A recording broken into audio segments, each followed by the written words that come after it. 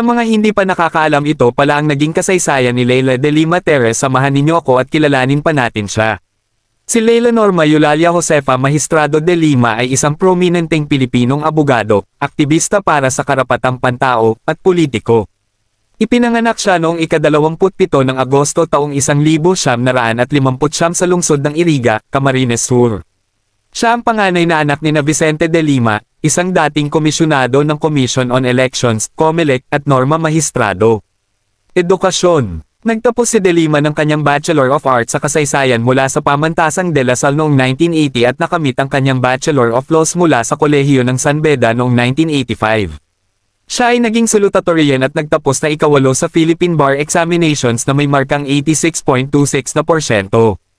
Karera. Komisyon ng Karapatang Pantao. Noong Mayo taong 2008, itinalaga siya ni Pangulong Gloria Macapagal Arroyo bilang tagapangulo ng Komisyon ng Karapatang